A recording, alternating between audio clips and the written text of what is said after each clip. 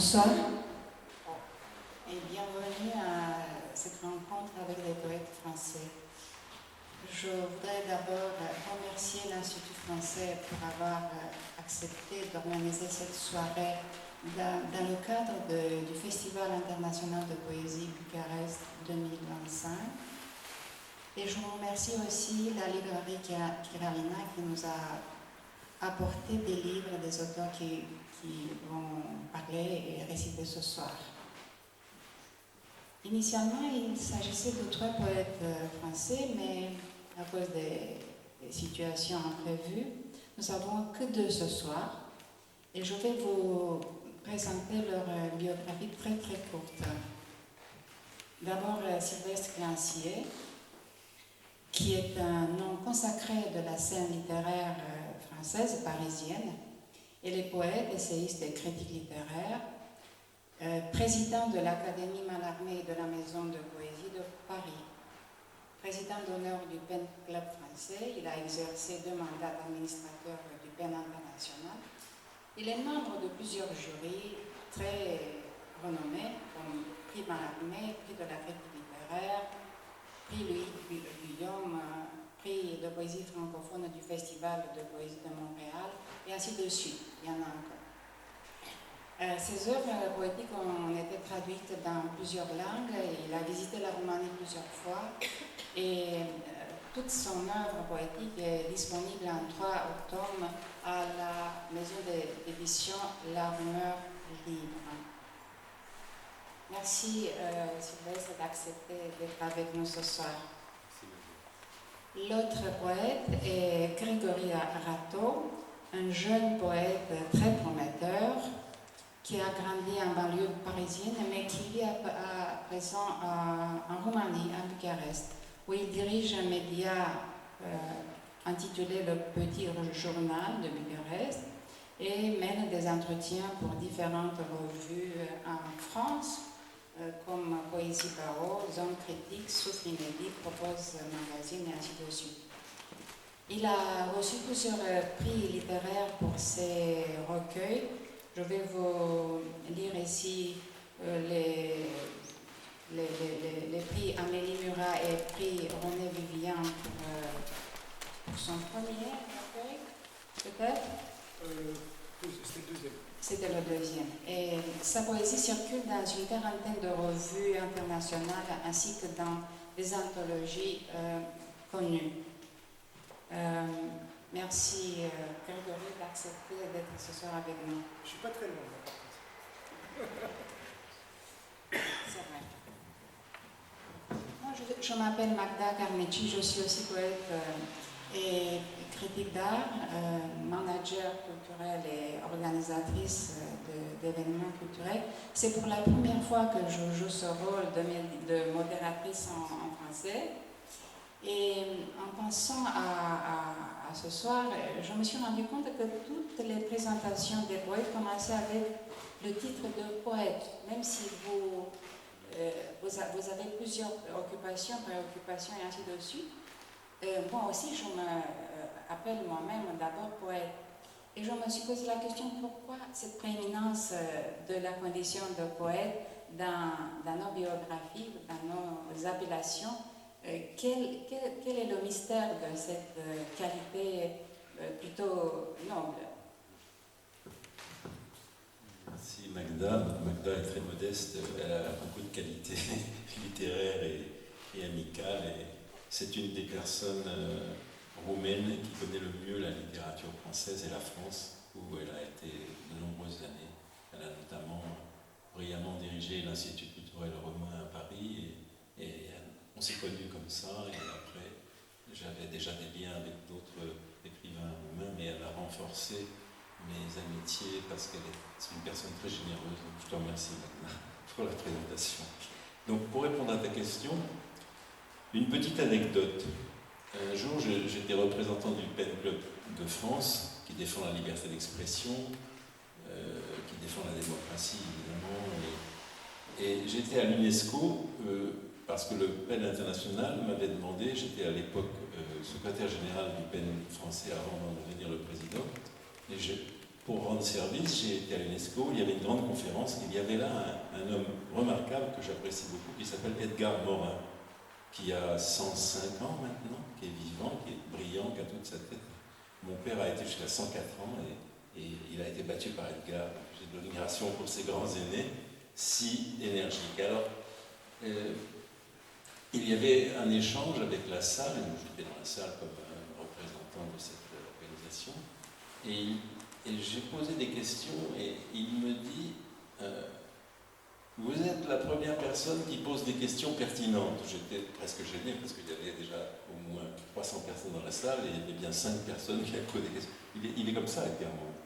Il me dit, il ne me connaissait pas à l'époque. Il m'a dit, qui êtes-vous? Alors je dis, je suis Sylvestre Cancier, et que faites-vous? J'ai dit, je suis poète. Parce que c'était important, il était heureux, il m'a dit, ah, enfin quelqu'un qui reconnaît la place de la poésie dans la cité. Police, la cité. Et je pense qu'effectivement, pourquoi revendiquer cette appellation? En principe, ce n'est pas par immodestie, parce que normalement on ne doit pas se qualifier soi-même de poète, ce sont les autres qui apprécient si on est un poète ou pas. Moi j'ai apprécié que Grégory, quand je l'ai lu, j'ai dit ça c'est un poète. Il n'a pas dit je suis poète, j'ai dit c'est un poète. Donc je suis son aîné, donc vous pouvez me permettre de le dire. Voilà. C'est important pour moi parce que le poète c'est celui qui défend beaucoup de choses dans la cité. La parole dans l'espace public, qui défend l'authenticité d'une langue autre, une langue presque sacrée, une langue de l'esprit, une langue, je ne veux pas être trop loin, mais une langue qui vivifie. Je vois ici, j'ai des amis poètes qui sont dans la salle, j'en vois d'autres qui deviennent de nouveaux amis, et ça c'est essentiel.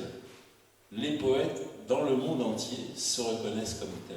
Donc normalement, qui êtes-vous? On doit dire mes amis poètes me reconnaissent comme tel. J'aurais dû dire ça, mais ça aurait été un peu trop compliqué à l'UNESCO. Et Edgar Morin, après, on a parlé, il a dit bravo, personne n'ose faire ça. Je n'ai pas osé, j'ai fait ça pour vous. Il m'a dit on peut se tutoyer. Voilà, pas être trop long. Vous savez, il y avait une époque en Roumanie, dans les années 80 par exemple, où c'était gênant de se nommer, de s'appeler poète. Et les poètes avaient une situation assez difficile.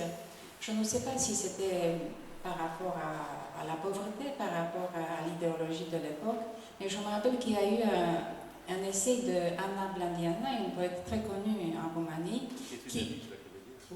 qui avait parlé de cela, du fait que les poètes eux-mêmes sont gênés de reconnaître cette occupation inutile, gratuite, qui n'a pas à voir avec l'idéologie officielle. Alors, Grégory, pour toi, c'est pareil? Moi, c'est le poète vos papiers. C'est-à-dire qu'il y a un moment donné, je dis toujours que la seule résistance possible, c'est dans l'acte même d'écrire, de continuer à écrire de la poésie ou écrire des romans. Mais aujourd'hui, écrire, miser sur l'objet livre, c'est déjà en soi un acte de résistance. Donc forcément, quand on demande ce qu'on fait, bon là j'ai résumé, parce que j'ai fait du cinéma pendant des années, et c'est vrai que dans l'art, il n'y a pas que le résultat qui compte, c'est un long processus avec des déceptions, mais à l'époque j'avais du mal à dire que j'étais réalisateur, comme j'aurais du mal à dire que je suis écrivain, que je suis poète. C'est juste que quand on résume pour quand même attirer des gens, il faut quand même sélectionner un peu, on ne va pas faire tout le parcours d'un individu. Mais tout ça pour dire que c'est difficile, pour moi en tout cas, de me définir, parce que comme le disait Sylvestre, c'est aux autres de nous définir. Encore, est-ce que ces autres sont légitimes pour nous définir? Et deuxièmement, des gens comme par exemple Pessoa, toute leur vie, en fait, personne n'est au courant qu'ils étaient écrivains, Kafka encore moins. Voilà, donc ça enlève rien, justement, ce côté un peu, cette activité clandestine, ne mis en aucun cas à l'acte de résistance lui-même. Donc je pense qu'on n'a pas besoin de se définir. Comme dans une soirée où les gens demandent quelle profession tu fais, là je serais vraiment, jamais je pourrais dire que je suis poète par exemple. Donc c'est aussi notre liberté de ne pas nous définir en fonction d'une représentation quelconque. Je dirais, mais tu as raison de faire ça, Grégory. Je dirais que c'est parce que ce n'est pas une profession. Le poète, c'est une vocation et c'est beaucoup dans la cité considèrent que le poète est inutile. Même Platon, il l'a dit. Alors, on peut discuter, mais ce n'est pas le lieu ici. Parce que j'ai fait beaucoup de philosophie, mais ça nous embarquerait ailleurs. Mais en fin de compte, le poète est peut-être inutile aux yeux des autres, mais il est nécessaire. Parce qu'il est au fond, c'est lui qui met les bases, les fondations de la langue. Parce que la langue, comme disait Mallarmé, dont j'ai le bonheur de maintenant être entouré par des poètes qui sont de l'Académie Mallarmé que je préside, et ils savent que les mots, ça compte. On ne doit pas écrire n'importe quoi, n'importe comment. Le style, la manière, la délicatesse ou la violence ou la force, pour moi c'est pareil. Il n'y a pas de différence entre la tendresse, la délicatesse et le coup de poing. J'aime autant Verlaine que Rimbaud. Je vous propose le format suivant. Je vous pose une question, vous répondez. Par la suite, on aura une lecture de poésie pour alterner le côté théorique, on ainsi dire, avec le côté poétique. Donc, j'invite lequel de vous... Alors, j'invite Grégory à lire quelque chose. Pas très long.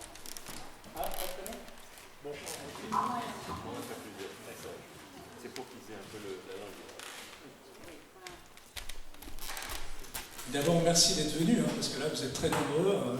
Désolée pour la valse de chaises. C'est vraiment super d'être venu aussi nombreux, parce que surtout pour la poésie, c'est assez rare, et donc vraiment, ça fait plaisir. En remontant les quais, je les vois alignés, ces boules luisants, couchées dans l'ombre satisfaite, bien à l'abri des divins monuments. Certains s'étirent en faisant le dos rond, d'autres prennent des poses antiques, bouclettes courbées sur la brise.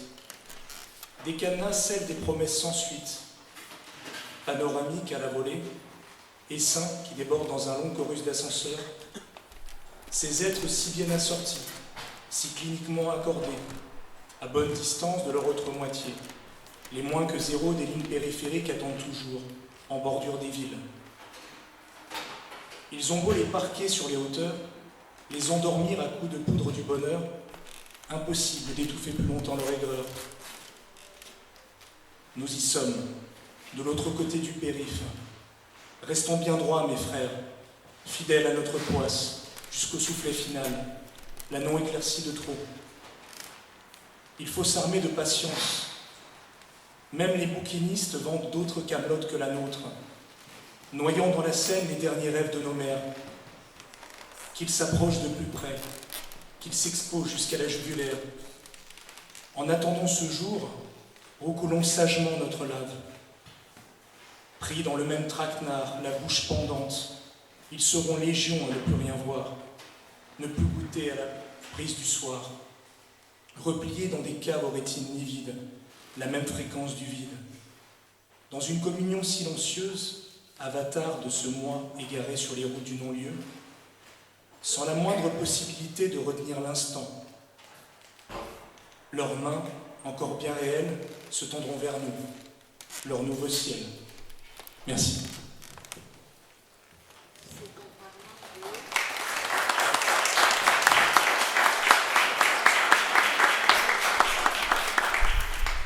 Donc c'est un extrait du Pays incertain, donc, qui a été publié à la Rumeur Libre. On a essayé, on a organisé cette soirée d'être cohérent et d'inviter des auteurs autour de différentes générations, autour de la même maison d'édition, donc la Rumeur Libre. Voilà.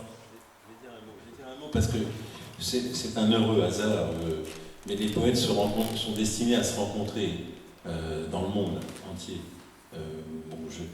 Je suis un des poètes invités et même membre de l'organisation d'un des grands festivals de poésie en France qui a lieu chaque année à la fin du mois de juillet à Sète, la ville de Valérie. Voilà. Il y avait des liens entre Mallarmé et Valérie, et j'aime autant Valérie que Mallarmé, et j'aime aussi des poètes plus transgressifs, on en parlera peut-être tout à l'heure. Bon. Et là, j'ai fait la connaissance de Grégory, j'avais vu qu'il était parmi les poètes invités, et j'ai mis la main sur son livre, parce que je ne l'avais pas lu avant, je ne connaissais pas Grégory. J'ai mis la main sur son livre, et ça m'a parlé, et je me suis dit, c'est un poète, voilà, pour moi. Donc, après, on s'est rencontrés comme ça, sur la place, comme ça, tout ça, et je lui ai dit, écoute, il y a une table ronde là, que j'ai organisée dans le Grand Parc, tout ça. Tu viens, tu t'installes un peu là, comme ça, avec moi. J'ai rien dit aux autres. Et puis après, je lui ai donné la parole.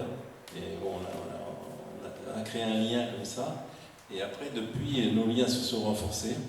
Et c'était j'ai aimé son livre, c'est pas parce qu'il était publié chez un éditeur chez qui j'ai aussi des livres, je publie aussi chez d'autres éditeurs, mais c'est parce que ce livre-là, il m'a parlé. Voilà. Et puis après, j'ai fait sa connaissance, et puis j'ai vu qui il était, qu'il avait déjà publié d'autres livres. Donc maintenant, je le connais beaucoup mieux et je l'apprécie, d'autant plus que je le connais mieux, mais je l'appréciais déjà pour ce seul livre. Et quand je suis revenu à Paris, j'ai dit à mes amis du conseil de la maison de poésie que j'anime et que je préside, lisez ce livre. Voilà. Je leur ai dit, voilà, vous lisez le livre, vous me direz ce que vous en pensez. Alors ils l'ont lu, ils m'ont dit, mais si tu nous le fais lire, c'est que tu l'aimes, évidemment. Bon, et nous, ça nous parle. Alors j'ai dit, parmi les prix que nous sommes amenés à décerner, quel est celui qui, à votre avis, devrait revenir à ce livre si vous l'aimez? Ils ont dit, le Rimbaud, bien évidemment. J'ai dit, mais c'était ce que je pensais, mais je vous ai laissé le dire, je ne voulais pas imposer. Donc, c'est pour ça que j'arrive à bien m'entendre aussi avec ces autres poètes qui sont là. Bon, il y en a un qui fait partie de mes amis qui est ici, Lecta, et il sait comment on fonctionne. Il est aussi, lui, maintenant, un jeune poète brillant aussi, président d'un des jurys. Moi, je suis déjà un peu un ancien, encore jeune dans ma tête, mais moins jeune dans le corps, et je lui ai passé la main pour un autre prix, le prix du poème en prose, Louis Guillaume. Et lui, on a fait un peu pareil, et c'était celui qui aurait dû être là, qui n'est pas là, Guillaume Métayer, il a cette année le prix du poème. Mais je suis un passeur comme toi, Magda, mais je n'en fais pas plus. Si les gens savent que c'est quelque chose, ils le disent. Je ne veux pas les forcer. Ça n'a pas de sens. Donc les poètes, ils sont partout, ils se rencontrent partout. Et donc là, il y a un très bon Rimbaud, là. Voilà. Et j'espère qu'on en aura d'autres. Et puis, il y a un hasard incroyable, on en parlera plus tard, c'est que un livre de Valérie Lestancourt qui est dans le public ici, qui s'appelle L'insomniaque fusil de Rimbaud, j'ai fait la même chose avec son livre. Moi, ce livre, je l'aimais beaucoup. Je l'ai donné à lire aux membres de l'Académie Mallarmé. Ils m'ont dit, mais si tu me le donnes à lire, c'est que tu aimes ce livre. Je dis, oui, évidemment, j'aime ce livre. Et ils l'ont aimé, et il obtiendra cette année bientôt le prix Mallarmé. Mais donc moi je fonctionne comme ça. Si j'aime quelque chose, j'ai un coup de cœur, je laisse les autres. Et ça ne marche pas toujours. Là je vous donne les bons exemples, mais parfois je m'incline. Hein. Non. Dans ce cas-là, tant pis pour eux. D'accord. Vous voulez lire?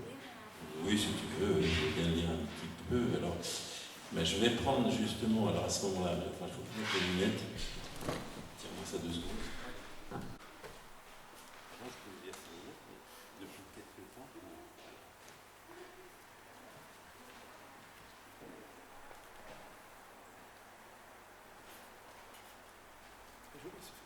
Oui, c'est ça. Je vais vous lire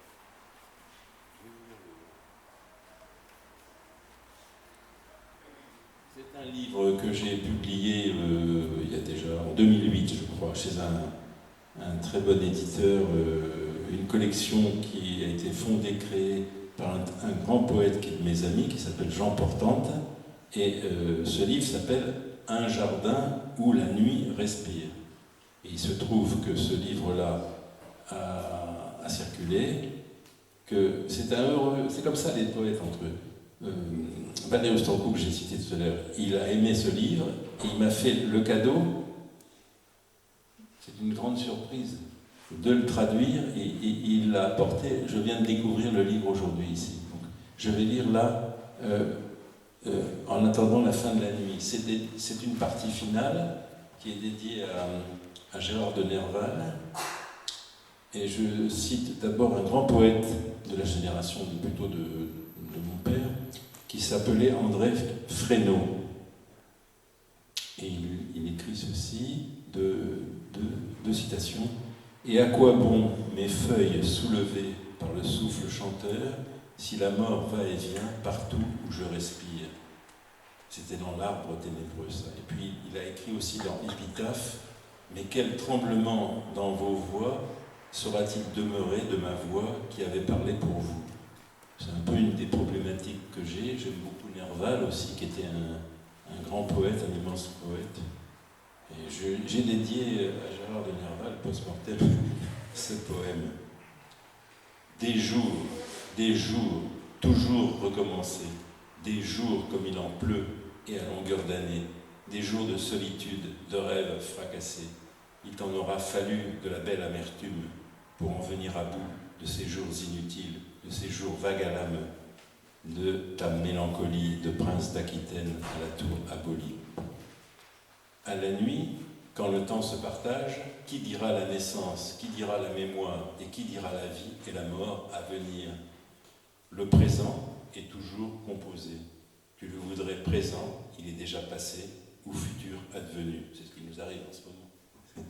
Tu ne sais qui pourrait le fixer, faire qu'à la nuit venue, le temps ne se partage plus. Tu parles dans la nuit, toi qui ne sais entendre. Quel curieux refrain est le tien. Ce jeu n'illusionne que toi, arrête-toi et fais silence, entends la voix que la nuit apporte. Je m'arrête là.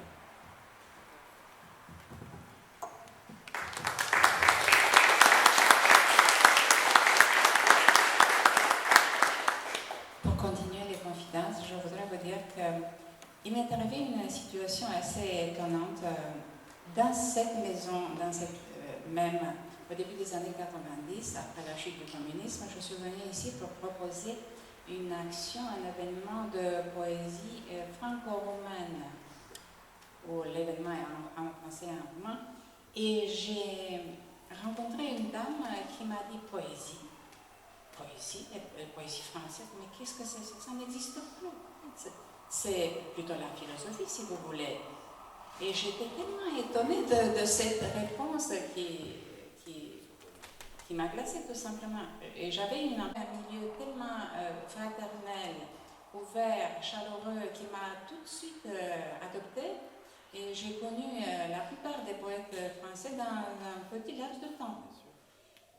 Mais je pense que le revirement de la poésie et des poètes en France s'est passé au début des années 2000, quand le printemps des poètes est apparu et qui a donné un nouveau élan et une nouvelle énergie au phénomène poétique en France. Et c'est grâce aussi à Jean-Pierre Siméon que cela s'est passé, mais pas seulement.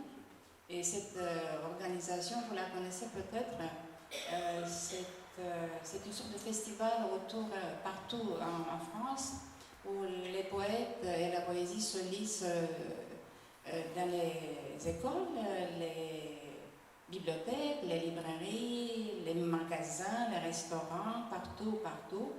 Et ce phénomène a pris une ampleur assez étonnante. C'est vraiment un phénomène, à mon avis, qui a donné du coup à la poésie et aux poètes. Et je pense que maintenant, il y a plein de maisons d'édition qui publient de la poésie française. Donc mon image du phénomène poétique français est plutôt positive, très positive. Tu es d'accord? Oui, je suis d'accord. Après, c'est vrai que c'est le printemps des poètes et la poésie, c'est toute l'année. Et qu'en fait, le printemps des poètes ne peut exister sans tous les événements qui sont organisés, que tous n'ont pas de subvention. Donc en fait, tout le monde participe, beaucoup sont bénévoles. On prend l'exemple, nous on a la chance d'être dans l'anthologie Séguers, l'anthologie du Castor Astral de Jean-Yves Brezeau. C'est 5000, 3000, c'est édité à 3000 exemplaires, ce qui est énorme. Donc c'est dans toutes les librairies de France. C'est vrai que quand il y a ce type d'anthologie, c'est bien d'y être. Mais il faut savoir qu'il y a une trentaine d'anthologies qui sont vendues nulle part. Et donc avant d'avoir la chance d'être dans cette anthologie, en fait, je tenais à saluer aussi toutes les anthologies qui se font dans toute la francophonie, pas seulement en France, voilà. Donc que ce soit en Suisse, en Belgique, en Corse. Voilà. Oui, en fait, il y a un marché du livre en France comme partout, et il y a un marché du livre de poésie. Et ce marché du livre de poésie, il est coupé en deux. Comme c'est simple à expliquer, il y a quelques diffuseurs, distributeurs qui ont des moyens financiers importants. Il est possible, quand on décide d'être un éditeur de poésie, d'aller vers eux et en fonction des projets qu'on a, du catalogue qu'on veut construire, si on a un peu de moyens financiers, ils vont peut-être accepter de signer un contrat avec vous pour une grande diffusion en librairie. D'où vient cette possibilité de Pierre Séguers, qui est un homme que j'ai eu le plaisir de connaître, qui était un type formidable, un fonceur, un battant, qui était résistant pendant la guerre, c'est un grand ami de mon père, tout ça. Et en fait, Pierre Séguers, il avait de l'audace. Il a non seulement créé une maison d'édition de poésie, après la guerre, il y avait beaucoup de lecteurs de poésie parce que les poètes avaient été résistants, donc il y avait un côté on va vers eux, qui ont sauvé l'esprit de la langue française. Donc Segers, il a capté ça parce qu'il était engagé aussi. Il a capté, il a fait cette maison d'édition et il a compris très vite qu'il fallait qu'il crée son système de diffusion et distribution-diffusion. Et il a réussi à tel point que, quand plus tard il n'avait plus les capitaux nécessaires pour continuer à grandir, ce sont les autres éditeurs qui ont racheté Segers, pas parce que c'était l'éditeur de poésie, parce qu'en le rachetant, ils avaient l'outil diffusion-distribution de Pierre Segers. Il s'appelle Interforum, et c'est là que maintenant, les quelques maisons qui veulent être dans le grand public signent un accord avec Interforum. C'est le cas de Castor Astral, c'est le cas de Bruno Doucet. Eux, ils sont dans le grand circuit. C'est très, très dangereux pour eux, parce que tous les jours, ils peuvent faire faillite. Parce que les livres peuvent revenir, mais ils le font. Bon, ils se battent. Alors, mais en même temps, c'est très bien, ça rend visible les livres qui sont là, mais ça occulte l'autre moitié du marché de la poésie française, qui est édité par des poètes souvent courageux, qui sont éditeurs, qui savent qu'ils ne veulent pas rentrer dans ce grand bazar du circuit commercial, où quand même, malgré tout, les livres de poésie, même s'ils sont en librairie, ils sont un petit coin, quand même, par rapport aux romans, les best-sellers. Et donc, eux, ils disent non, nous, on édite. C'est pas pour l'argent, c'est parce qu'on édite des poètes auxquels on croit et on va aller dans les festivals de poésie un peu partout, avec ou sans le label du Printemps des Poètes, et eux, ils vont vendre à la petite semaine, mais ils vont vendre quand même, mais ça sera plus lent. Ils vont vendre peut-être 100, 200, 300 exemplaires en 2 ans, en 3 ans, alors que les autres, ils vont croire qu'ils ont vendu 3000 ou 2000 en 6 mois, et dans 3 ans, ils vont s'apercevoir que les libraires leur renvoient 1500 exemplaires. Ils en auront quand même vendu 850 ou 1000. Et entre-temps, il faut qu'ils en sortent d'autres pour pouvoir équilibrer leur compte financier. Je sais parce que j'ai travaillé toute ma vie dans l'édition. Pas en tant que poète, en tant qu'éditeur. Mais les gens savaient qui j'étais quand même. Donc je connais très bien l'édition française et j'ai expliqué en 2 mots à ceux qui ne connaissent pas qu'il y a cette partition. Mais il y a du bon des 2 côtés et il y a du mauvais des 2 côtés, j'ai dit. Voilà, à mon avis, on a maintenant. Tu veux lire? Oui.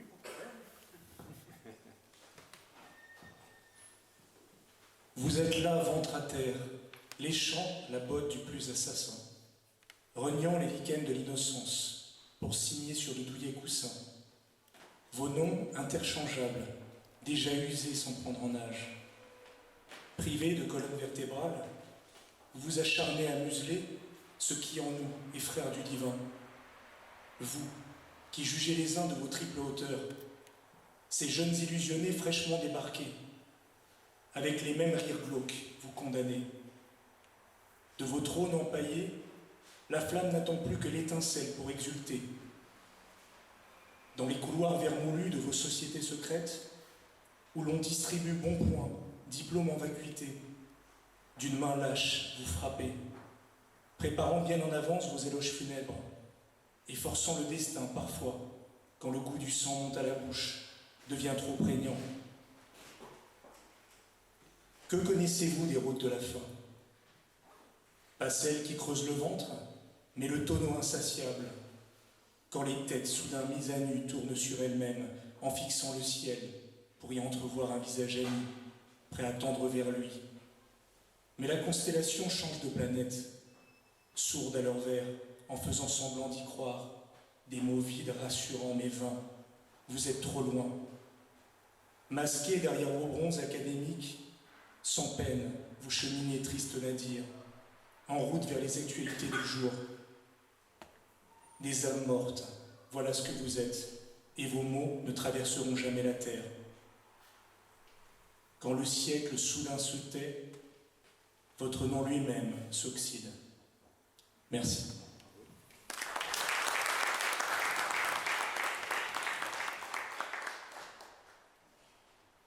Sylvestre, vous avez publié récemment un texte sur la poésie sur le site de la Maison de Poésie, un texte que je trouve admirable et complet complet, je dirais, sur ce que la poésie peut faire.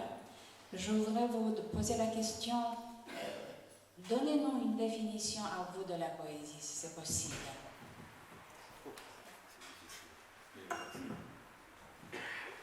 On va essayer.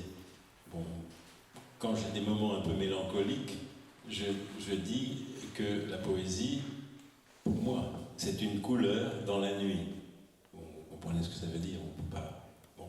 Et d'ailleurs, j'ai même été jusqu'à donner ce vers, une couleur dans la nuit, la poésie, à l'un de mes livres qui est publié aussi dans cette même collection édition Phi, qui a été repris après à la Rumeur Libre. Parce que la Rumeur Libre, il a un autre cheminement que tous les autres éditeurs en France. Il fait deux choses. Il publie des inédits, la preuve, de jeunes poètes ou de moins jeunes, etc., quand ça parle. Et puis il publie, pour quelques poètes déjà un peu plus vénérables ou fatigués ou vieux comme moi, les œuvres poétiques pas complètes, parce qu'on n'est pas mort, on continue à écrire, mais enfin, tout ce qui n'est plus, tout ce qui a été lu, vendu et épuisé. Donc il reprend les livres et il les publie. Bon. Et en fait, donc, la poésie pour moi c'est d'abord une couleur dans la nuit, d'accord? Enfin ça c'est pas suffisant comme définition. Alors dans le texte auquel tu fais allusion, Magda, c'est un texte qui est très construit, qui est un peu le résumé de ce que je pense depuis des années, des décennies même, qu'on peut lire sur le site Maison de Poésie en France, maison pas de la poésie, maison de poésie. C'est une fondation reconnue d'utilité publique depuis 1928, depuis pratiquement un siècle bientôt. Donc, Maison de Poésie à Paris, créée par un ami de Paul Verlaine et de Rimbaud. Émile Blémont, c'était son nom de plume, c'était quelqu'un d'assez exceptionnel. Bon, donc on lui doit beaucoup. N'oublions pas que Verlaine a publié à compte d'auteur ses meilleurs livres. Et c'est lui qui payait. Et il en vendait 11 exemplaires. Aujourd'hui, on dit, ah quand même, Rimbaud c'était pareil, il ne faut pas croire. Alors, après, ça devient des mythes même. Donc la poésie, c'est quand même une façon de concevoir son rapport au monde et à la langue. Donc la poésie, c'est un faire, c'est un agir sensible, comparable pour moi à celui du potier.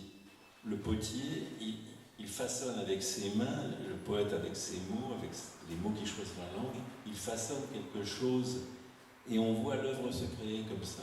Alors parfois, le pot, il est de travers, on le jette. Parfois, on va le recommencer constamment sur le tour, là, et on va créer quelque chose. Donc, c'est fragile en même temps, parce que la terre, elle peut se fendre. Alors après, on peut la cuire, c'est l'équivalent de le publier. Parce qu'avant, la poésie, pour moi, elle doit être d'abord transmise oralement. Mais elle a été longtemps. Mais maintenant qu'il y a les écritures, j'ai écrit un livre sur les écritures premières, les écritures d'il y a 2000, 3000 ans, même avant Jésus-Christ. Ça m'intéresse beaucoup, l'apparition de l'écriture. Pour un poète, c'est fabuleux. N'oublions pas qu'un poète, Dante Alighieri, a créé une langue qui se parle encore maintenant, en Italie. Donc le poète, il a vocation à créer la langue, ou à la recréer, la retrouver à sa manière. Donc, et en même temps, le poète est forcément un gêneur, parce qu'il n'est pas conformiste. Il peut écrire des choses qui ont l'air simples, qui ont l'air pas agressives, mais qui en fait vont à rebours de l'ère du temps, vont à rebours éventuellement de la poésie à la mode. Moi je fais ça constamment. Quand des choses deviennent à la mode et m'agacent, parce que je trouve que c'est de la récupération, je vais écrire d'une manière très simple le contraire. Bon, personne ne le voit, sauf les poètes qui le voient, ils me connaissent. Donc, je dirais quelques poèmes tout à l'heure là-dessus. Sur la campagne, par exemple, c'est pas du tout à la mode la campagne. L'environnement, oui, mais la campagne, non, qu'est-ce que c'est la campagne? La poésie est devenue à la mode. J'aimais beaucoup Ferlinghetti, Allen Ginsberg, Kerouac. J'aime ça, moi. La poésie on the road, sur la route. Moi, ça me parle, ça. Mais ça me parle parce que j'ai vécu, j'ai compris comment et par qui ça a été conçu, dans quel contexte, et à quoi ça correspondait. C'était nécessaire à ce moment-là. Mais refaire ça, aujourd'hui, pour moi, n'a aucun intérêt. Donc, si on écrit sur la ville aujourd'hui, ça peut être intéressant, mais il ne faut pas faire comme si c'était parce qu'ils ont écrit ça. Il faut le faire assez. J'attends toujours des poètes novateurs sur la ville, j'attends encore des poètes novateurs sur la campagne. Tous les sujets sont possibles pour un poète. Donc, Là, c'est un grand raccourci de ce que j'ai écrit dans ce texte-là, parce que je considère que le poète aussi défend l'humain contre la barbarie, contre la bête humaine, le fascisme, toutes les espèces de déviance malsaine de la bête humaine, parce que l'homme est à lui-même son propre danger. Sinon, il n'y aurait pas la guerre. Il y a des guerres tout le temps, il y a des guerres partout. On est dans une époque, c'est la pire. Depuis 80 ans, de nouveau, on est dans un monde qui ressemble en pire à celui d'il y a 80 ans. La paix, si on a cumulé les années de paix depuis que l'homme existe, il y en aurait très peu par rapport aux années de guerre, évidemment. Donc l'homme vit en guerre tout le temps, c'est une horreur. L'homme est une abomination. Mais le poète est là pour espérer pouvoir sauver ce petit flamme d'humanité qui devrait être humaine et non pas inhumaine. Je ne veux pas trop développer. Mais il y en a des grands qui l'ont fait, de différents. Artaud l'a fait, Hugo l'a fait. Pourtant, quel est le rapport entre Hugo et Artaud? Pour moi, il y en a un, c'est évident. Et parce que je les lis comme des grands poètes. Michaud aussi, Borges, ils sont tous dans un style. D'ailleurs, un poète crée sa langue. Un poète a sa langue à lui. Il a une langue, j'essaye d'en avoir une ou plusieurs, mais un poète crée sa langue. Vous pouvez nous dire un fragment Oui. concernant la vie à la campagne là, Oui, celui-ci est paru récemment. Ce livre-là s'appelle L'herbier d'Enfance. J'ai créé un néologisme, mais c'est plus facile en allemand ou en hongrois de créer des mots contractés. Quand j'écris en France, les gens disent c'est une faute. C'est l'enfance. Non, c'est l'enfance en France. Voilà. Bon. Alors, voilà. Donc c'est en France. Et j'ai même donné le titre d'un de mes livres, En France. Et donc je reprends ça, les gens qui connaissent mon œuvre, ils comprennent. Les autres découvrent. Et là, en dessous, j'ai mis un autre livre. Il y a deux livres en un. Je vais lire un passage de Campagne première et potentielle. Alors, je fais un petit décodage parce que campagne première, c'est une campagne, c'est Napoléon. C'est une conquête. Mais pour moi, ce que je veux dire, c'est qu'il faut reconquérir la campagne. Donc je fais une campagne, comme on dit, pour la campagne. Mais pour moi, c'est une campagne qui est primordiale, qui est première. Je ne sais pas si ce sera une victoire, c'est une tentative, c'est une guerre, une bagarre gentille, pas méchant, avec des mots. Et potentiel, pourquoi? Parce que il y a un grand poète français qui s'appelait Raymond Queneau, que j'ai eu la chance de connaître, qui a créé, avec un grand mathématicien, François Le Lyonnais, l'ouvroir, donc une sorte d'atelier, de la littérature potentielle, l'Oulipo, dont étaient membres des poètes que j'ai beaucoup aimés, Jean Lescure, qui était un des fondateurs, et Georges Perec, qui était un de mes amis, qui avait 10 ans de plus que moi, un type formidable, Georges Perec. Et donc, l'Oulipo, c'est comment, à partir de contraintes qu'on se donne, on peut créer quelque chose. Parce que, et moi, je travaille beaucoup aussi comme ça, comme quelques grands poètes, comme Raymond Roussel, tout ça. Je me donne des contraintes aussi. Alors, pour vous donner un exemple, pourquoi est-ce qu'elle est potentielle? Parce que c'est un peu long, excusez-moi ce préambule, mais sinon, on passe à côté. Eugène Guillevic, qui était un grand poète français, né en 1907, qui est mort, il avait 85 ans, j'ai eu le plaisir, la chance de le connaître. Il avait une personnalité très forte, et il écrivait d'une manière très concise, très ramassée comme ça. Pas toujours, mais peu à peu, c'était de plus en plus concis. Au début, c'était beaucoup plus ample, Terraquet, Carnac, puis après, c'est devenu plus... Il a écrit un recueil de poèmes qui s'appelle Ville, la ville. Il a rendu hommage à la ville, mais c'était plein de malice et d'astuces de sa part, parce qu'en fait, pour lui, il jouait déjà, lui. Pour lui, ce qu'il aimait entendre, c'était le frémissement qu'on entend justement sur la mer et dans la campagne, mais pas à la ville. Et il a voulu rendre hommage à la ville, mais à sa manière très ludique. Et moi, je prends le contre-pied de Guillevic dans Ville, et j'écris campagne potentielle. Mais ça, personne ne le sait, je vous le dis, donc là maintenant, vous pouvez déconner. Alors, dans campagne potentielle, je vais lire ce petit passage, excusez-moi.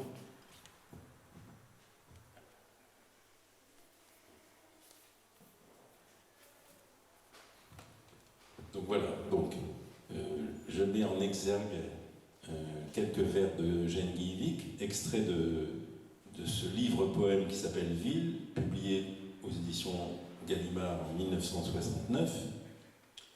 Je ne vois pas sur la ville ce tremblement qui est sur la mer, qui est sur les champs.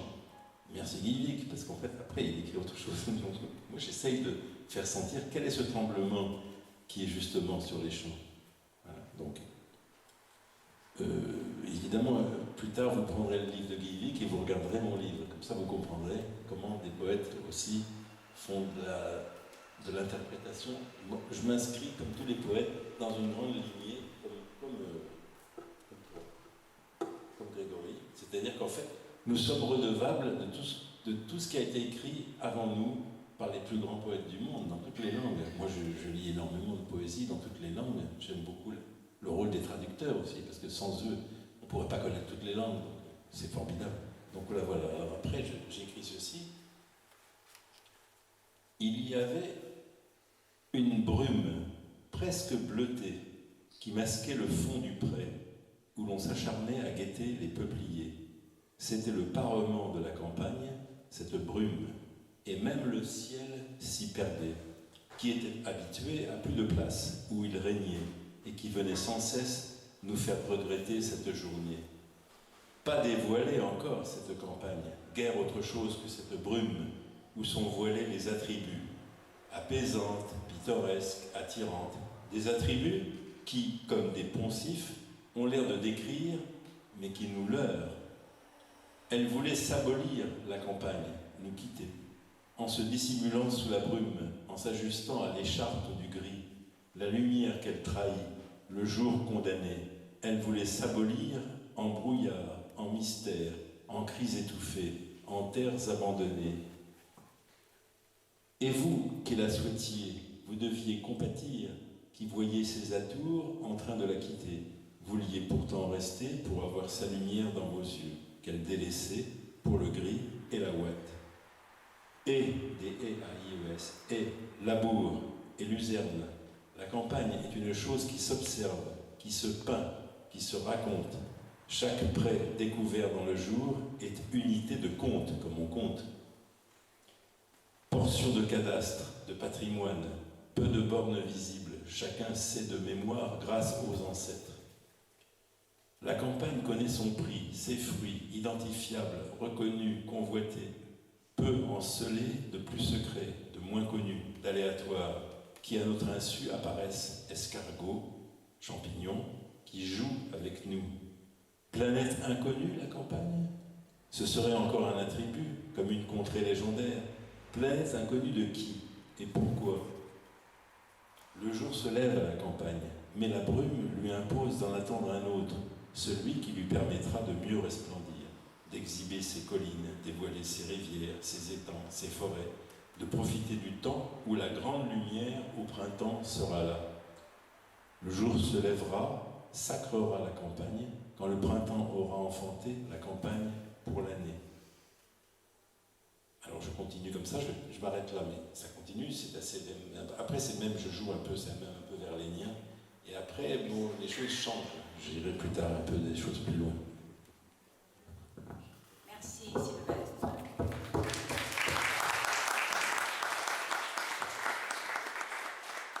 En vous écoutant, je me rappelle que j'avais constaté déjà depuis quelque temps que la nature et la campagne avaient disparu de la poésie romaine contemporaine, qui veut récupérer l'espace urbain. Après la chute du communisme, il y a eu vraiment une rupture. Et avant, il y avait la poésie campestre, la poésie du paysage, la poésie de la nature. Mais après, il n'y a eu que la poésie urbaine des jeunes générations avec les nouvelles technologies, la nouvelle culture alternative, et ainsi de suite. C'est dommage. Et il faudrait peut-être... ce n'est pas perdu, ça va revenir. Grégory, j'ai constaté dans ta poésie, il y a un ton acide et révolté, et fort et direct. Et je voudrais savoir quelle est, d'après toi, la relation de la poésie avec la transgression.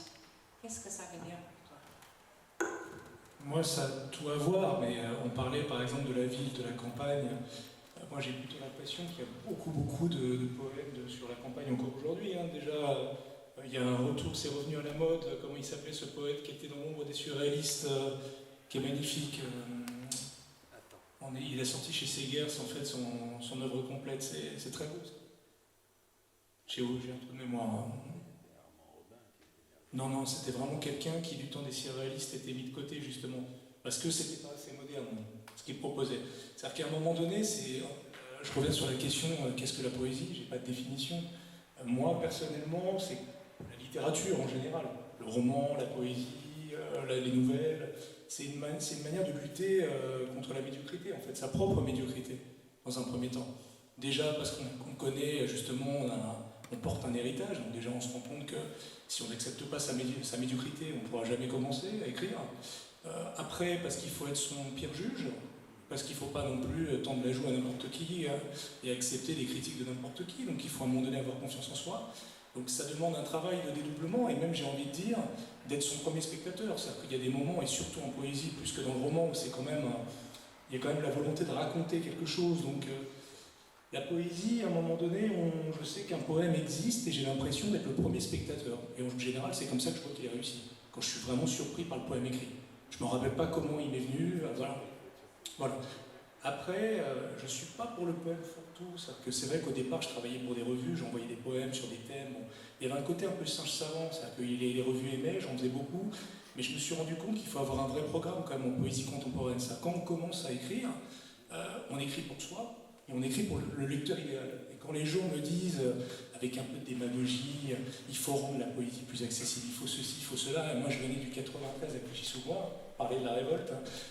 J'étais surtout en train de veiller à mes arrières au quotidien, et c'est pas un cliché. Donc, comme j'étais fils unique, en plus, j'acceptais pas d'être maté comme certains. Donc, mon quotidien, c'était d'être face à des embrouilles. Et à un moment donné, il fallait presque s'excuser d'avoir un peu de sensibilité. Donc, moi, je félicite les professeurs qui, à un moment donné, c'est pas une question d'être faillot, parce que là, ils ont un rôle, c'est-à-dire qu'à un moment donné, c'est eux qui m'ont transmis la poésie, c'est pas la RATP et les trucs dans le métro, avec une phrase. Où on fait appel à des gens qui n'ont pas justement publié avant, ce qui est complètement absurde aussi. Pourquoi ceux qui ont publié ne pourraient pas projeter? Voilà. Donc pourquoi cette révolte-là? Parce que déjà, à un moment donné, je pense qu'on s'adresse au lecteur idéal, mais ce lecteur idéal est aussi poète. Donc, je veux dire, on s'adresse aussi à nos pères. Il y a un côté, on parlait de Rimbaud tout à l'heure. Si Rimbaud il serait encore en vie aujourd'hui, qui relirait les premières conneries qu'il a écrites, les lettres, la prétention de ses lettres par rapport à... Il avait une fascination pour les gens à qui il s'adressait, et il leur faisait tout un programme du voyant. Même lui, quelques années après, il a changé complètement son fusil d'épaule. Donc tout ça pour dire qu'à un moment donné, cette violence-là, elle vient aussi de l'enfance, du fait de ne pas être accepté. Ça, quand on n'est pas accepté, on essaie de se convaincre qu'on est différent, et donc on essaie de prouver aux autres cette différence. Et ça passe souvent par la création. Et ce moment-là, en fait, en vieillissant, on se rend compte que peut-être c'est pas qu'on était différents, c'est qu'on cherchait juste en fait à fraterniser avec les autres. Donc voilà le pont que je fais pour moi dans la poésie, c'est une révolte, un cri du cœur, et après en fait un moyen de fraterniser. J'ai juste une envie, c'est de prendre des apéros avec les gens, ça c'est vraiment... et bien sûr d'échanger autour de la poésie, parce que la poésie c'est une manière d'habiter le monde, tout est poésie. Mais comme un écrivain nous dirait que tout est une manière, enfin, pour lui, il voit des récits partout, il pense à des phrases, voilà, c'est, je veux dire, c'est comme rentrer dans les ordres, je veux dire, la création. Tu as encore la flamme, c'est bon. Voilà. C'est bien. Sauf que moi, à la différence de certains de mes camarades, c'est vrai que de temps en temps, je suis un peu plus fainéant et j'ai pas assez confiance en moi, donc c'est vrai que j'habite pas totalement la création encore. Donc j'ai tendance à préférer la vie, quoi, en fait. Je vois un rayon de soleil, j'ai envie d'en profiter, quoi, j'ai pas envie d'écrire dessus. Il a raison, il y a deux mots, mais il a raison. Tout à fait, parce qu'au fond, la première fois où j'ai réuni quelques textes que j'avais écrits sur des poètes que j'aimais, c'était un éditeur qui m'avait dit « Ah, Sylvain, c'était il y a 25 ans, et tu as écrit sur des poètes que tu aimes, rassemble ça et fais-en un livre que je publie. » Je suis là, non, je sais pas. Alors j'essaye, je cherche. Après, j'ai mis un texte sur Artaud, c'est pas n'importe pourquoi. Un texte sur Michaud, un texte sur Philippe Soupeau, que j'ai eu la chance de connaître, qui était un type formidable, et un texte sur Gaston Miron, que j'ai connu aussi, qui était un poète debout, formidable, insurgé, révolté, qui défendait contre vents et marées la langue, sa langue de pauvre, sa langue de méprisé au Québec, parce que c'était terrible l'ostracisme des colonies anglaises contre les Français d'Amérique, qui étaient des pauvres, des ouvriers, des déclassés. Voilà, au Canada français qui est devenu le Québec. Oui. Et alors donc j'avais beaucoup d'amitié pour lui, parce que j'avais vécu là-bas et c'était un poète résistant et courageux. Je me suis dit, mais c'est formidable, ces gens-là, ils ont raison. J'ai terminé le texte sur justement ce que dit le texte sur lequel tu m'interrogeais, je l'ai terminé sur la fraternité. Et le livre que j'ai publié, finalement j'ai publié ce livre-là. Je ne l'ai pas appelé la voix VOIX des poètes, je l'ai appelé la voix VOIE des poètes. C'est-à-dire, pour moi c'était important d'avoir écrit sur ces poètes. Pourquoi ? Parce qu'ils avaient cherché à vivre comme tout poète authentique devrait chercher à vivre. Mais c'est difficile. Et il a raison. C'est parfois mieux d'aller boire un verre avec des amis, partager, etc., que de se prendre la tête en se disant prendre la pause, je suis poète. Non, c'est dans la vie, dans l'échange, dans l'amitié, dans la rencontre. La preuve, on est là et il y en a d'autres qui sont là ici. Et ils vont passer le relais à d'autres aussi. Et donc c'est ça, pour moi, c'est ça la poésie. C'est une façon de. C'est un rapport au monde, c'est un rapport aux autres, c'est un rapport de fraternité, c'est un rapport de partage, c'est un rapport de sincérité, un rapport d'amitié. Voilà, c'est ça, il a raison. Tu vas nous lire Oui, c'est possible. Non, ça va encore au niveau de l'heure ? On a encore 7 minutes. Oui. Je voudrais ramener la langue au plus près, dans les coulisses, derrière la porte du fond, celle que l'on oublie d'ouvrir, laissant une couche de poussière remonter lentement le fil des années, puis tout recouvrir jusqu'aux plus sombres extrémités, noyant l'ensemble dans un décor de boue. Je regarde passer l'ennemi, se dandiner quand les projecteurs ne sont plus là. Je voudrais que les murs implosent, que la langue prenne le grand air, loin des regards hypocrites de cette scène minuscule aux planches factices. Qu'elle se fasse enfin la malle en s'agrippant aux branches du RER, qu'elle remonte les courants amers, reléguant les taxes sous les ponts à une expression des plus primitives, pour que tous s'emparent de la parole et que les plus jeunes s'en saisissent au vol, se préparant à un nouveau départ, donner un sens peut-être à des fantasmagories sans substance. Je voudrais qu'ils glissent sur elle, qu'ils puissent de manière ludique se réapproprier le verbe, construire un idiome en y injectant la verve de leur innocence. Je voudrais que la terre fleurisse quand chacun sera capable de nommer toute chose par son propre nom, recréer par la pensée un monde à leur image, terminer la pâleur imposée par celui qui sait mais ne transmet plus rien depuis longtemps, ne descend plus dans les limbes pour y porter le feu. Je voudrais que le savoir infuse, qu'il puisse aussi remonter le long des façades sans balcon, que le souvenir de ce que l'on a été puisse en inspirer d'autres, même si reclus dans des hauteurs privées d'ascenseurs, sans marche, sans paysage, qu'il puisse se projeter dans un ailleurs à réinventer. Je voudrais que les mères, les pères, les fils et leurs filles puissent s'asseoir tous ensemble pour regarder le jour sans sourciller, sans se brûler les paupières, à force de laisser couler cette sueur hautement inflammable. Je voudrais tout cela et bien plus. Je voudrais retourner dans ce pays incertain, où les souvenirs sont comme des villes en construction, avec des axes compliqués, des passages secrets, une vie de village pour chaque quartier, des ragots pour peupler de futilités les dimanches sacralisés. Des tasses se rempliraient toutes seules. Les heures ne pèseraient plus sur notre conscience. Les fins de journée seraient enfin dépouillées de cette chape de plomb, du prix d'un effort totalement vain, et où les jeux d'enfants reprendraient enfin goût à ce rien, qui n'a pourtant pas de prix. Merci.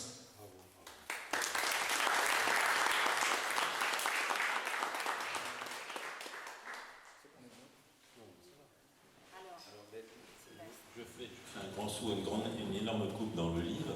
Je vais vers la fin, où le ton change un peu quand même. Campagne. Et compagne première, tu es celle des anciens, celle des miens, et encore, je l'espère, celle de demain. Quand on est dans ta main, ce n'est qu'émerveillement. Dans tous tes lieux, on s'anime, on se ravive, on se projette dans la narration de ton histoire, qui est la nôtre. Campagne, tu es le domaine des lisières, des sous-bois, des clairières. On passe entre on voit tes aubépines, on se demande à quoi ça sert, pourquoi ça pique. On est avec toi, auprès de toi, où tout peut arriver, comme dans les romans d'André d'Hôtel. On invente ton histoire qui abrite les nôtres, on en rêve. Dans tes forêts, on a le pouvoir de dire non. La tentation de l'abandon, comme on y voit des champignons qui sont bons compagnons de route. On a quelques munitions, on part vers d'autres aventures. En point de mire, une lueur, entreaperçue à travers les buissons. Le mystère de tes forêts vient d'âges très anciens. Les druides savaient où se placer pour le percer. De temps en temps, un poète vient nous dire où et comment le retrouver, ce mystère. Battements d'ailes ou de roues de moulin se font rares, campagne. Les éoliennes à présent s'emparent du paysage. Faut-il les laisser tourner? Faut-il les démonter? Les éloigner en mer, loin des océans? C'est un débat actuel, ça. Vous le savez comme moi. Parmi les charmes que tu offres, campagne première, il y en a qui valent plus que d'autres. Vouloir les compter, les décrire, les réduire à peu de choses. Mieux vaut les taire et les garder secrets. Paisiblement allongée dans les replis du temps, tendre et douce campagne, je te salue, en volupté, dans le silence, présence première, plénière et toujours potentielle. Pour celles et ceux qui t'habitent, qui te vivent, tu es grammaire et vocabulaire, tu es aussi bon dictionnaire pour ceux qui voudront te connaître. Est-ce que c'est plein, une campagne? Est-ce que toutes ont même plénitude? La campagne de nos rêves, serait-elle la plus riche? Elle est comme la ville, pour Eugène, une question clé pour le poème. Nous sommes dans un questionnement à plusieurs dimensions. Le poème est confronté à chacune d'entre elles. Il croit s'en sortir en s'esquivant, mais en l'interrogeant, nous le sentons plus vrai qu'auparavant. Peut-être alors n'est-il en nous, tout simplement. Campagne, vois les villes qui vont te dévorer, qui vont te perdre si elles t'approchent. Sur ta chair, elles viennent et viendront s'étendre. Sans toi pourtant, elles n'existeraient pas. Sans toi, on ne pourra qu'y mourir. Il faudrait plus de cris, plus de colère pour arrêter cette invasion funeste. Donc évidemment, il y a un combat à mener là. Donc, tu le mènes très bien à ta manière, Magda, par ta poésie qu'on a entendue, une belle poésie hier, lors de l'inauguration du festival. Tu es en plein là-dedans, toi, à ta manière, avec un autre registre, un autre style, évidemment. Je crois que nous sommes résistants, tous les trois. Et ceux qui sont là aussi, sinon ils ne seraient pas là. Excuse-moi, c'est René Guicadou. Voilà, René Guicadou, bien sûr, un immense poète. Pour dire qu'en fait, il a résisté envers... Il a résisté envers et contre tout les effets de mode. C'est vrai. Alors aujourd'hui, en fait, ce serait inutile de dire qu'il avait tort ou raison. Il n'y a personne qui a tort ou raison. Personne ne vole la place d'un autre.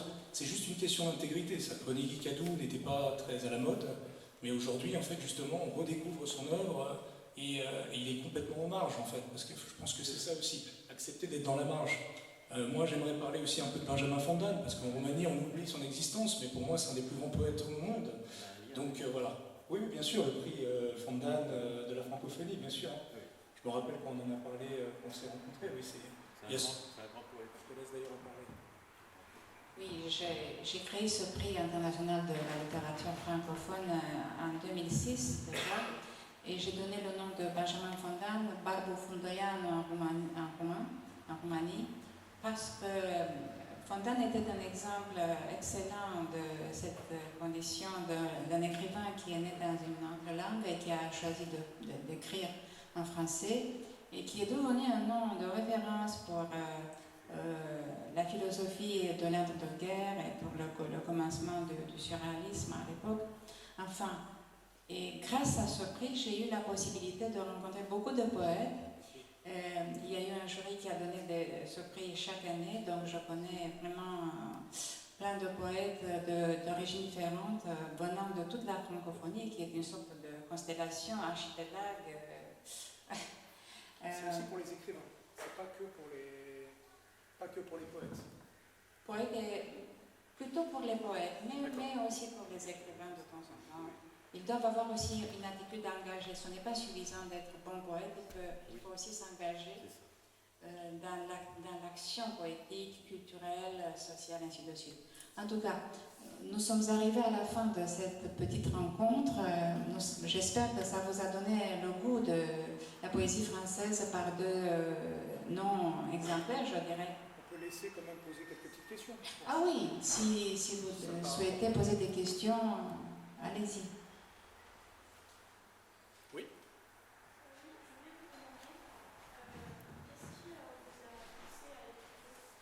Est-ce qu'on aura un deuxième micro éventuellement? Qu'est-ce qui nous a poussé à l'écrire? Ah oui, qu'est-ce qui nous a poussé à l'écrire? Il faut qu'on fasse court. Oui. L'enfance. Moi, je crois que c'est un rapport à la langue, parce que, bon, je vis à Paris depuis longtemps, mais je n'ai pas été élevé à Paris. J'ai été élevé dans une ville qui s'appelle Limoges, qui est une ville où on parlait avant l'occitan. L'occitan, le limousin, ça ressemble un peu au catalan.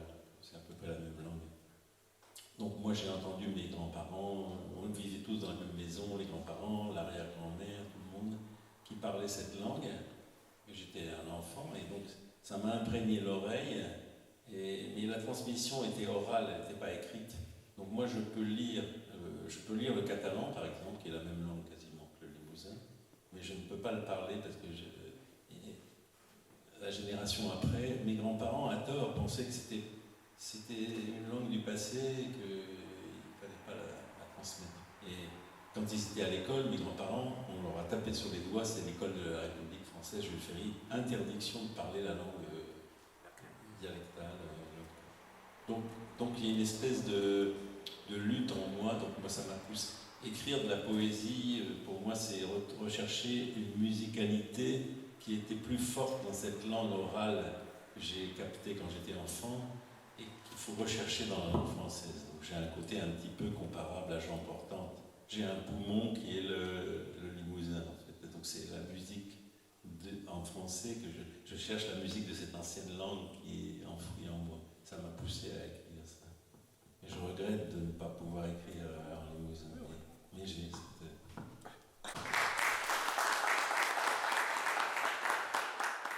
Alors je vais faire court, moi c'est parce qu'en fait, quand j'étais petit, j'étais très peureux, mais passionné par l'horreur. Je partais souvent en colonie, feu de camp, voilà. Et en fait j'avais compris que le seul moyen d'être moins peureux, c'est de retourner la peur contre les autres. Donc j'étais celui qui les angoissait tout le temps, qui leur racontait des histoires autour du feu. Et pendant que je racontais mes propres histoires, en fait j'avais la larme à l'œil, en fait, je me retournais. Oui. Et je me suis toujours dit finalement, ce qui me rassurait, c'est d'imaginer qu'il y avait peut-être un homme tapi dans l'obscurité de la forêt, mais que cet homme avait peut-être peur d'un autre homme qui l'attendrait derrière. Donc voilà. C'est pas officiel ça. Et quelle est la relation avec la poésie? Oh, la poésie c'est venu plus tard, parce que le cinéma m'a amené naturellement à être fasciné par l'image, l'impact des images. Quand j'ai découvert ce Rimbaud, mais pas le Rimbaud qui ressemblait au jeune DiCaprio qui a joué son rôle, mais le Rimbaud rasé, donc pas du tout séduisant, déjà presque vieillissant pour son âge. Et cette vieille âme, en fait, quand j'ai découvert cette vieille âme, j'ai été fasciné. En fait, moi, j'ai été fasciné dans les livres d'histoire de découvrir la figure des résistants, de voir des jeunes qui avaient nos âges et de voir à quel point c'était déjà des vieilles âmes. Et quand j'ai vu ça, c'est là où j'ai eu une prise de conscience. Je me suis dit, on peut pas continuer à se lever, à répéter la même danse chaque jour et être dans une forme de futilité. Et à un moment donné, on commence à avoir accès à des choses déjà, entrevoir le monde des adultes. Mais attention, l'entrevoir, c'est pas forcément vouloir devenir un adulte. C'est-à-dire que j'ai résisté toute ma vie à devenir un adulte, en fait. Mais... Continue, tu vas venir centenaire comme ça. D'accord. Est-ce qu'il y a d'autres questions? Courage. J'ai un remerciement, mais il y aura d'autres questions, ça va leur laisser le temps de réfléchir. J'ai un remerciement à faire à donc, un poète qui est devenu un de mes amis, comme vous l'êtes aussi, qui est présent, qui s'appelle Valerius Stankou. Et il y a quelques années, il m'a fait une belle surprise. Il a publié une anthologie de quelques-uns de mes poèmes, qui est en bilingue, qui est donc en français, mais elle n'est pas ici.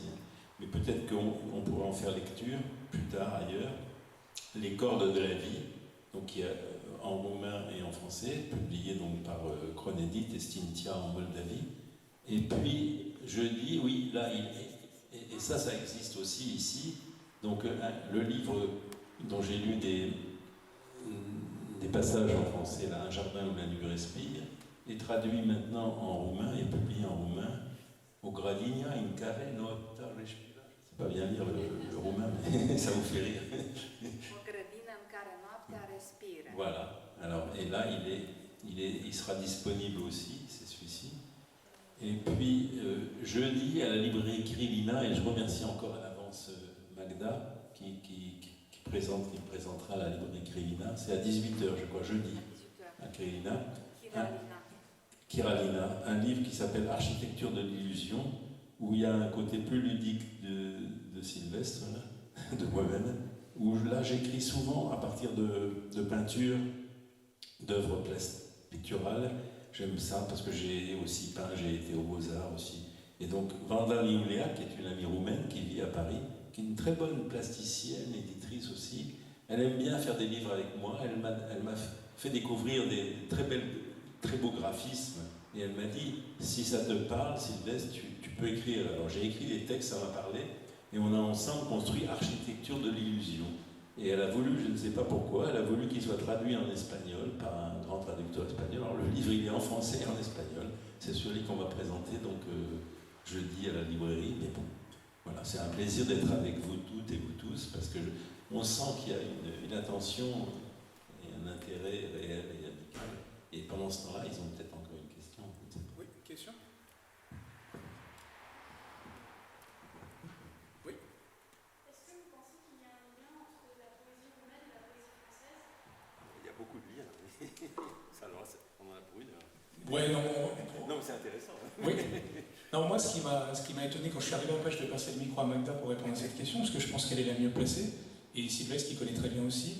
Moi, je pense surtout qu'il y a une amitié franco-roumaine qui est très forte, mais autour de la langue et des racines de notre langue. Et c'est vrai que, comme les Américains dans les années 40-50 qui sont venus à Paris, il y a les fameux Roumains qui sont venus à Paris et qui ont quand même marqué durablement l'histoire de l'art. Donc, ils font, je veux dire, nos destins sont entremêlés à partir de là. Que ce soit en poésie, je parlais de Benjamin Fondan, qui a épousé totalement la langue française. C'est-à-dire que j'ai vu ses premiers écrits, d'ailleurs, qui essayaient de se démarquer un peu du romantisme, mais qui étaient dans la tradition romantique. Donc qui parlait de la nature, de son enfance en Roumanie, traduit du roumain, donc. Et on voit l'évolution quand il s'est mis à écrire en français, ses essais sur Rimbaud, voilà, c'est un philosophe également. Donc voilà, il y a un lien très très fort, mais ça se voit aujourd'hui dans tout ce qui est projet culturel. La France, la Roumanie extrêmement liée. Il y a eu la saison France-Roumanie qui était une très très belle démarche à un moment donné. On faisait des événements à Paris, subventionnés, avec des moyens quand même conséquents. Et ensuite, on faisait également ces événements ici, avec des Roumains, des Français. Voilà, moi j'ai participé à cette saison France-Roumanie, donc je vois que le lien est très très fort. Je peux répondre aussi. Toi, tu es très bien placé pour répondre aussi. Ça nous amènerait à faire. On m'a invité, je ne sais plus, en 2013, je crois, de mémoire, en Corée du Sud, à l'université de la deuxième plus grande ville de la Corée du Sud, qui est Busan, au sud. J'avais d'abord été à Séoul, mais là, une autre année, ils m'ont invité une autre fois à l'université, que j'ai eu aussi la chance et le plaisir de faire des cours dans les universités, un peu dans différents pays. Et donc là, ils m'ont invité et ils m'ont dit, vous choisissez le thème de votre intervention, ça doit parler des relations intercontinentales entre des littératures. Pour moi, c'était une évidence que j'allais parler des relations entre les littéraires roumains et les littéraires français. Je suis remonté depuis le XVIIIe siècle, j'ai fait une conférence, travaillé, etc. Bon, ça a beaucoup plu au public qui était là, qui était très nombreux. Et les liens sont immenses, depuis 2 siècles et demi. Et donc, d'ailleurs, à tel point qu'il y a des Roumains qui sont annexés par les Français, Zara, Ionesco, Sioran, il y en a des tonnes. Mais on les annexe, pourquoi? Parce qu'ils ont choisi de vivre chez nous. Hein. Bon, il y en a encore maintenant, il y a plein d'exemples, il y a Linda Maria Barros, il y en a d'autres, etc. Bon, ça, c'est un phénomène incroyable. C'est le seul phénomène. Mais il y a aussi, chez les Roumains, un amour pour les langues latines exceptionnel. Alors le français, bien sûr, mais une connaissance, un amour de la langue latine qui se confirme avec le portugais, avec le Portugal, le Brésil, avec le galicien, avec le catalan, avec l'italien, l'espagnol, évidemment, le castillan. Bon, c'est incroyable.